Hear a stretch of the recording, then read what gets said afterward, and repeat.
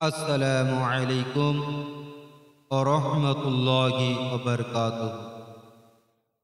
দেশ বিদেশ যে যেখান থেকে দেখছেন, দিন ইসলাম দরদি মুমিন মুসলমানদের আমি সকলকে আরও একবার সালাম জানাই। ভবিষ্যতে যারা দেখবেন তাদেরকেও আমি সালাম জানাই। আসসালামু আলাইকুম ওয়া রাহমাতুল্লাহি ওয়া বারাকাতুহু। আজকে আমি আপনাদের সামনে নিয়ে এসেছি 46 নম্বর পার্ট, মানে 46। দেখতেই পাচ্ছেন এখানে কায়দা কি দোয়া আছে। এখানে একটা দেখুন, ইদগামে মিম আর ইদগামে নুন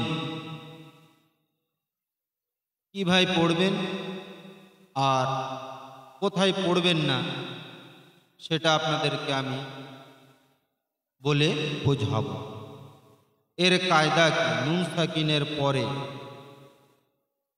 সাকিনের পরে অ অথবা ইয়া যদি আসে কীভাবে পড়বেন এটা আমি আপনাদেরকে বোঝাবো। তার আগে আমি যে কথা বলে থাকি, আপনারা অবশ্যই যারা কোরআন শিখতে ইচ্ছুক, কোরআন শিখতে চান, তাহলে এই চ্যানেলের প্লে লিস্টে যাবেন, ওখানে পাবেন নামাজের বিষয়, নামাজের নিয়ত পাবেন, দরুদ পাবেন, আত্তাহিয়াতু পাবেন, দোয়া মাসুরা, দোয়া সানা, সব কিছু নামাজের সালাতের জন্য আমাদের যে যে ভাষা প্রয়োজন আপনারা অবশ্যই পাবেন ইনশাল্লাহ। অনেকেই নামাজ পড়তে ইচ্ছুক, নামাজ পড়েন, কিন্তু অনেকে আত্তাহিয়াতু জানে না, দরুদও জানে না, দোয়া মাসুরা জানে না, সর্ব জায়গায় সুবহানাল্লাহ বলি পড়ে যান। আমি তানাদেরকে বলবো, আপনারা যারা অ্যান্ড্রয়েড সেট, হ্যান্ডসেট যারা ব্যবহার করবেন, আর যদি আপনারা না পারেন আত্তাহিয়াতু, তাহলে আমি তাদেরকে অবশ্যই বলবো আপনারা এই চ্যানেলের মাধ্যমে কিভাবে সুন্দরভাবে যাতে আপনি শিখতে পারেন, ঠিক সেইভাবে একদম ছোট ছোট আকারে একটা একটা অক্ষরে কোনটা কোন অক্ষর কিভাবে পড়বেন, সমস্ত কিছু একদম সহজ পদ্ধতিতে আপনাদেরকে আমি শেখাবো ইনশাল্লাহ। ছোট হোক চাই বড়, যার যেমন মেধা, যার যেমন স্মরণ শক্তি, যে যেমন শিখতে পারে, বুঝতে পারে, সকলে কিন্তু এক ধরনের হয় না। কেউ একটু আগে মুখস্থ করে নেয়, কেউ একটু পরে মুখস্থ করে নেয়। যদি ইচ্ছা থাকে তাহলে অবশ্যই সে মুখস্থ করতে পারবে, আর যদি ইচ্ছা না থাকে তাহলে আপনি যত সুন্দর করে আপনি বুঝান না কেন, আপনার বুঝ কখনোই হালকা হবে না, কখনোই সহজ হবে না, তার কাছে সে ভারী হয়ে থাকবে। আমাদের জিন্দেগিতে, জীবনে অশান্তির কোনো শেষ নাই, অশান্তিতে ভরপুর। আল্লাহর কসম, আমাদের অশান্তিকে যদি দূর করতে হয় তাহলে আমাদেরকে অবশ্যই কোরআন শিখতেই হবে। শিখতে হবে না, শিখতে হবেই। যদি আপনি কোরআন না জানেন, আপনি চিন্তা করুন, আমরা যে রসুলের উম্মত হয়েছি, আমরা হয়েছি, সেই রসুলের আমরা কতটা অনুসরণ করি। আমরা যদি আমাদের কলবের উপরে হাত রেখে যদি জিজ্ঞাসা করি কলব কি, তাহলে আমরা অবশ্যই পেয়ে যাব। আমরা দুনিয়াদারি করতে যেই ব্যস্ত, জিন্দেগি পার হয়ে যায়, বয়সকালে এসে গেছি, বার্ধক্য বয়সে এসে চিন্তা করি কোরআন পড়তে পারি না। আল্লাহ পাক তানাদেরকেও বলছে, অবশ্যই তোমরা আমার বান্দা, আমি বড় মহাব্বত ভালোবেসে আমি তোমাদেরকে বানিয়েছি। তোমরা আসো, যদি শেষ মুহূর্ত পর্যন্ত যদি তোমরা রসুল পাক সাল্লাল্লাহু আলাইহি ওয়াসাল্লাম বলেছেন শেষ নিঃশ্বাস পর্যন্ত তোমরা শিখতে থাকো, এলেমকে অর্জন করো, এলেমকে শেখো, শেষ নিঃশ্বাস ত্যাগ করার আগ পর্যন্ত। তাহলে আমরা কতটা গুরুত্ব রেখেছি এই শেখার প্রতি, আমাদেরকে সেটাকে দেখতে হবে। আপনারা বলুন, সকলে যারা শুনছেন, আমার এই চ্যানেলকে যারা দেখছেন, আলহামদুলিল্লাহ, আগে যারা দেখবেন, আমি তাদের সকলকে বলছি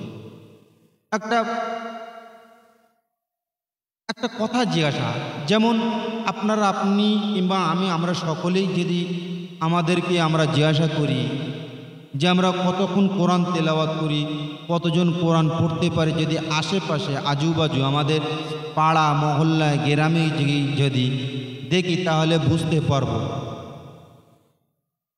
সকাল ফরজের নামাজ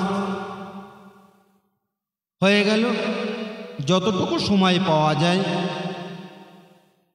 ততটুকু বলছে ফরজের সময়টা কোরআন তেলাওয়াতের জন্য খুব উপযুক্ত সময়, খুব সুন্দর মুহূর্ত। আমাদের ওস্তাদগণেরা বলতেন ফরজের সময় তোমরা যে হাওয়াটা প্রবাহিত হয় ফজরের সময় দেখবেন খুব সুন্দর একটা হাওয়া চলে, বলে এই হাওয়াটা তোমরা গায়ে লাগাবে। কেমন বলছে গায়ে কিভাবে লাগাবে? বলে তোমরা সকলেই যেদিক থেকে হাওয়া আসবে সেই দিক মুখ করে বসে কোরআন তেলাওয়াত করবে, আর ওই হাওয়াটা যেন তোমাদের গায়ে লাগে। আমরা দেখেছি পরীক্ষা করে, হাওয়াটা যখন গায়ে লাগে সারাদিনের ক্লান্তি ভাবটা যেন থাকে না, শরীরের একটা অন্যতম একটা এনার্জি থাকে, অন্যরকম একটা এনার্জি থাকে। এই জন্যে প্রত্যেক জিনিসটা আমরা যদি চিন্তা গবেষণা অ্যানালাইজ যদি করতে পারি, যদি দেখি শরীয়তের প্রত্যেক জিনিসটাকে, তো জেনে রেখে দেবেন এক একটা অংশকে বলছে, এক একটা অংশ বহুত মূল্যবান, অনেক মূল্যবান। কত মূল্যবান? যখন আপনি পড়বেন আর সেই সাথে যখন আপনি আমল করবেন, আর আমলটা যখন আপনাকে কাজে পরিণত হবে, তখন বুঝবেন যে ওই এক একটা কাজের কত মূল্য আর এক একটা কাজের কত দাম। বুঝে আসছে? যেমন আপনি বলতে চাই, তাহলে আপনি কি বলতে চাইছেন? আমি বলতে চাইছি আমাদের জীবনের জেকের ফেকের বলে কোনো জিনিসই নাই। আমাদের কাছে যে একটা জালিকাল কিতাব বলে একটা কিতাব আছে, আমরা সেটা ভুলেই গেছি, আমাদের স্মরণে নাই। আমরা কি জানি না? আমরা কি জানি না যে আমাদের জালিকাল কিতাব, কিতাব কি বলছে, আর সেই কিতাবের আমরা কতটা মহব্বত করি, কতটা ভালোবাসি, কতজন পড়তে পারি? আমরা সেই উম্মতের জন্যে রসুল পাক সাল্লাল্লাহু আলাইহি ওয়াসাল্লাম কি কত কষ্ট, কত বেদনা পেয়ে, আর সেই উম্মত আমরা কোরআন তেলাওয়াত করতে পারি না। কি মুখ দেখাবো আমরা? কি মুখ দেখাবেন?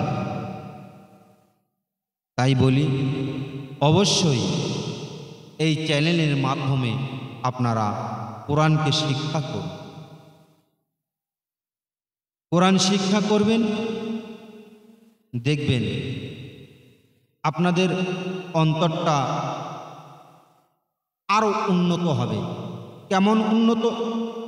যদি আপনি খালেস নিয়ত নিয়ে যদি শিক্ষা শুরু করেন, কোরআন শিক্ষা, তাহলে আপনারা অবশ্যই দেখবেন প্রথম দিনে যদি পড়তে ভালো লাগে, দ্বিতীয় দিন আপনার আর কোনো রকম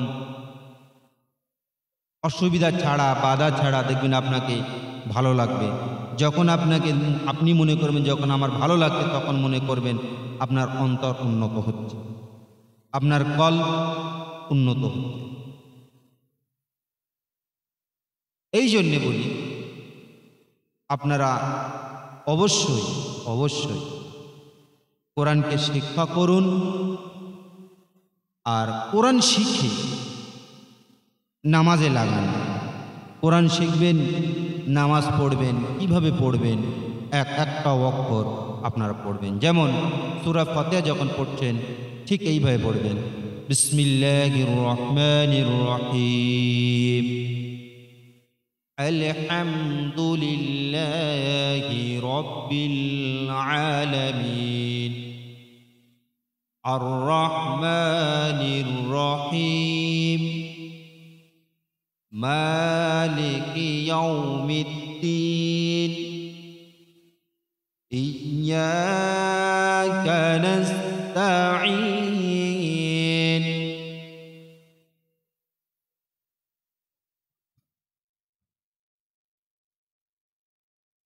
ইহদিনাস সিরাতাল মুস্তাকিম,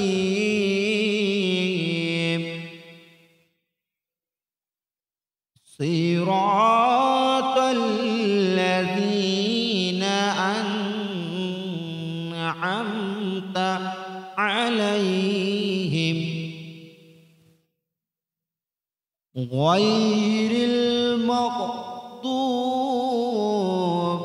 আলাইহিম ওয়ালাদ-দাল্লিন।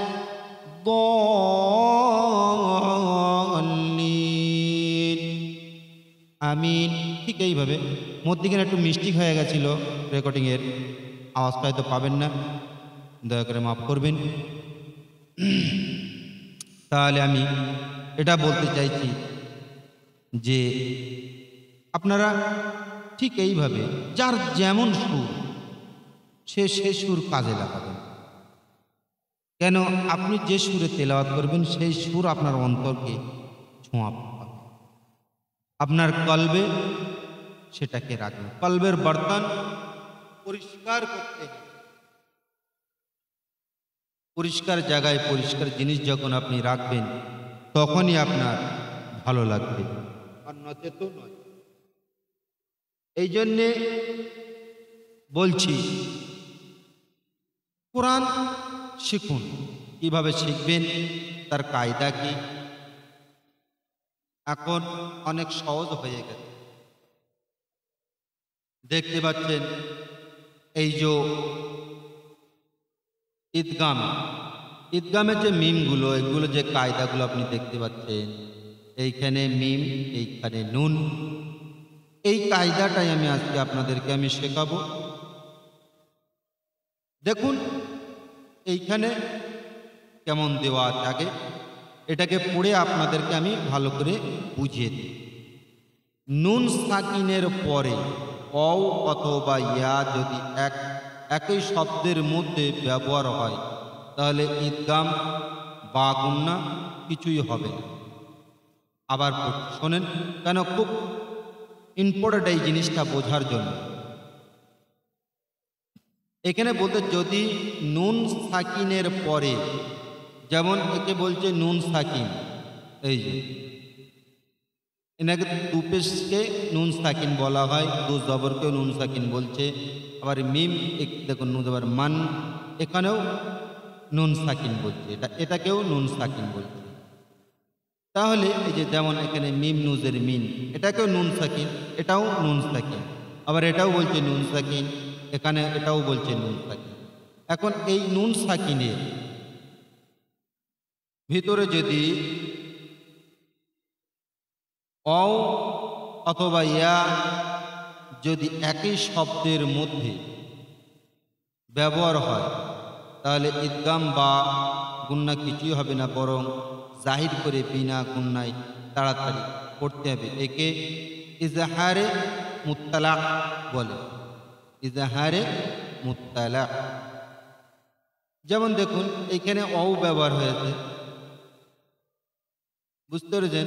সিন অনুন বুনিয়ানুন বলছে, এখানে তাড়াতাড়ি পড়তে হবে। পরে নুন সাকিনের পরে অ অথবা ইয়া যদি একই শব্দের মধ্যে, একই অ কিংবা ইয়া এই একই শব্দের মধ্যে ব্যবহার হয়, তাহলে ঈদগামে বা গুন্না কিছুই হবে না, বরং জাহির করে। জাহির মানে তাড়াতাড়ি পড়তে হবে, মানে বিনা গুন্নায় পড়তে হবে। এখন দেখতে হবে এখানে রসু, র জবর র, সিন ঔ পেশু, লাম মিম দুঃখ পেশু লুম, সাকিনের পরে, নুন সাকিনের পরে অ অথবা ইয়া একই শব্দের মধ্যে। তো একটা হচ্ছে নুন সাকিন, আর বলতে চাই যে পরে, এখান থেকে যখন এইদিকে যাবে এটাকে পরে হবে, ডান সাইডে আগ। রসু লুম, মিম জের লাম মিম দুঃখ পেশ লুম, মিম জের মি, নু লাম দাবাল নাল, লাম খাড় দাবাল, এটা হচ্ছে আলিফ মদ, খাড়া মাত্রা। আচ্ছা, এখানে এক আলিফ টান দিতে হবে, হাজের হি। এখন পড়বেন র দাবার র, সিন ঔ পেশু, লাম মিম দুঃখ পেশ লুম, মিম জের মি, নু লাম দাবাল নাল, লাম খাড় দাবাল লা, হাজের হি। রাসূলুম মিনাল্লাহি, সোয়াদ যে সি, র আলিফ জবর র, ত মিম দু জবর তম, মিম সিন পেশ মুস। এইখানে দেখুন ওয়াও কিংবা ইয়া কিছুই নেই পরে, কিন্তু এইখানে আছে কপিয়াজের ত মিম দু জবর তম, মিম সিন পেশ মুস, তা জবর তা, কফ, এই যে দুটো কফ ইয়া, কফ ইয়া জের কি, মিম দু জবর মান। বুঝেছে? তাহলে এখানে হবে সিরাতাম মুস্তাকিমা, মুস্তাকিমান। এইখানে কি মান, এখানে দাঁড়ানোর জায়গা নেই, যেটা মান হবে। যদি এখানে কোরআন শরীফের ভিতরে যদি এইরকম হতো তাহলে এইখানে মা হতো। যেমন এইখানে কি বলেছি মিনাল্লাহ, হাজের হি আছে, কিন্তু এখানে দাঁড়ানো ঠিক এরকম কোরআন শরীফ হবে, তখন ঠিক এইবার হতো মিনাল্লাহ, এইভাবে উচ্চারণ হবে। এখন আসুন এইখানে দেখুন আইন মিম জবর আম, মিম নু জবর মান, এই নুটাকে বাদ দেবেন, কেননা সাকিন আর তাজদিদ যদি পাশাপাশি থাকে তাহলে আপনাকে সাকিনকে বাদ দিতে হবে, তাজদিদকে ধরতে হবে। যেমন আইন মিম জবর আম, মিম নু জবর মান, আম্মান। এখানে আপনাকে কিন্তু গুন্না করতে হবে, নুন গুন্না, মিম মিম গুন্না আছে, সরি মিম গুন্না। আম্মান, এখানে অও নেই, অও কিংবা ইয়া নেই। আবার এখানে দেখুন কইয়া দেবার কই, এটা সাকিনের, নুন সাকিনের আগে হচ্ছে ইয়া আসছে, কিন্তু এইখানে বলছে নুন সাকিনের আগে কিংবা নুন সাকিনের পরে অও অথবা ইয়া যদি এই শব্দের মধ্যে ব্যবহার হয়, এই শব্দের মধ্যে মানে এই শব্দতেই দুটো শব্দের মধ্যে যে কোনো একটা শব্দ যদি ব্যবহার হয় তাহলে ওখানে আপনি তাড়াতাড়ি করতে হবে, কিন্তু এখানে আগে আছে পরে নেই। হয় যাবার হয়, র মিম দুঃখ পেশু রুম, মিম নুজের মিন, হয় রুম মিন, হয় রুম মিন, মিম মিমজের মিম। এখানে দেখুন মিম মিমজের মিম ঠিক এইরকম, সাকিন তাজদিদ পাশাপাশি, যেহেতু থাকলে তাহলে তাজদিদকে ধরবেন, সাকিনকে বাদ দেবেন। মিম নুজের মিন হবে না, মিম মিম দুটো মিমকে ধরবে, মিম মিম জের মিম, মিম সাদের মিস, লানজের লি, হাজের হি, মিম মিস লিহি। তাহলে এখানে বুঝে গেলেন ঈদগামে মিম। আমি এখান থেকে রিডিং পড়ে এই পর্যন্ত শোনাবো, লাস্টে যে একবার করে আমি শুনিয়ে দেবো, আপনারা শুনে নেবেন অবশ্যই। ঈদগামে মিম। এবার এখান থেকে এখানে আসুন ঈদগামে নুন। ঈদগামে নুন কিভাবে পড়বেন, যেটা এখানে দিয়েছে সেটা এখানেও বলবেন। মিম নুজের মিন, পাশাপাশি দেখুন সাকিন আর তাজদিদ, এই জন্য সাকিন বাদ। প্রত্যেক জায়গায় আমি যেটা বলে দিচ্ছি এটাকে খেয়াল রাখবেন, কারণ এটাকে গুলিয়ে যায়, আর এইখানে এসে পড়ুয়ারা ছাত্রছাত্রীরা এখানে এসে গুলিয়ে যায়, মানে ভয় খেয়ে যায় যে এটাকে আমি কি করব। ওই জন্য এটাকে আমি বারবার বলি, কেননা আমার কাছে যে ছাত্ররা আসে তারা এই জিনিসটা দেখে ভয় করে যে আমি কি বলবো, কি পড়বো।